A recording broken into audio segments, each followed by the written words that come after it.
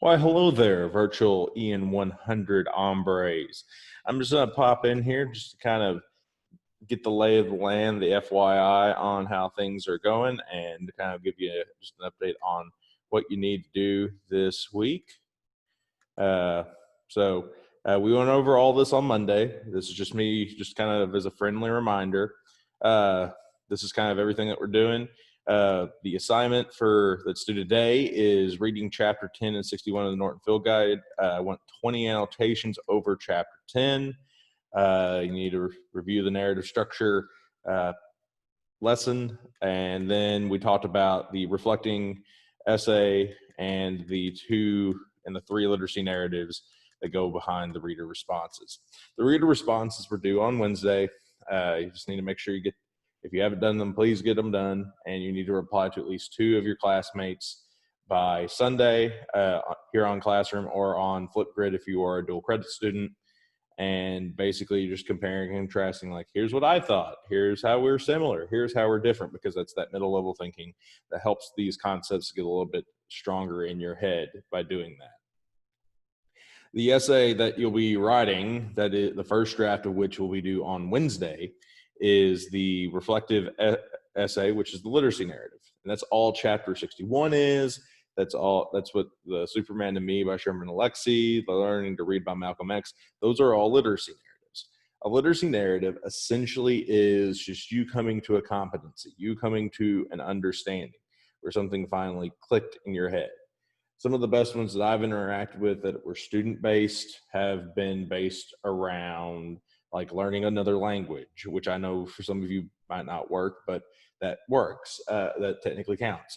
Switching to a different school, that is a social literacy and having to learn how that particular school operates and functions. You could do it about that. Then you have like learning how to ride a bike, learning how to play an instrument, learning how to do a particular thing. He kind of talks about sports literacies, and the big problem with sports literacies is that they come to the end of, we learned to work together as a team, yay, or we learned that you need to work really hard. There's a greater understanding. Most of the time, they send around a game too. Whenever it comes to a sports literacy, it's hardly the game where everything finally clicks. It's more of a practice that comes where everything would click.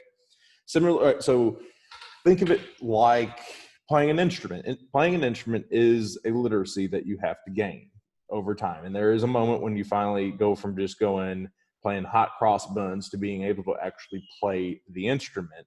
There's the same thing whenever it comes to actually doing a sport. The same thing comes into play. Like there's a moment where you go from just going through the motions of dribbling the basketball to knowing, oh, I need to run XYZ play in order to accomplish this thing. So that's just something to keep in mind for that.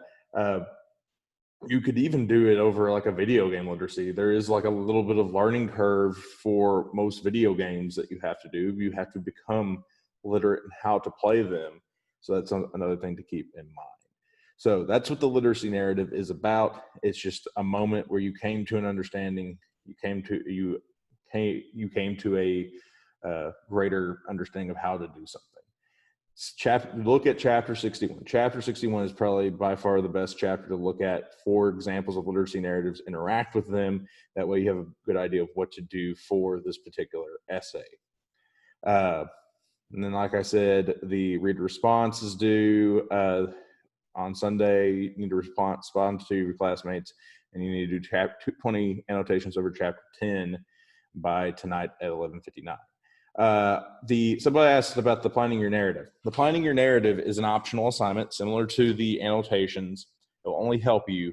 And basically, you take whatever your literacy narrative is, and you're going to kind of walk it through the planning of the narrative. So whatever you're going to write your literacy narrative about, just fill in the steps along the way for that planning your narrative, and I'll give you 10 points for it.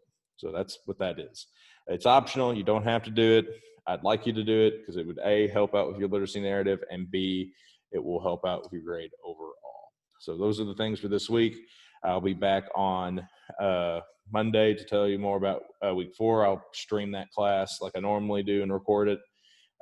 if you have any questions whatsoever, please email me. That is the best way to get in contact with me. I will probably get back to you the fastest via email.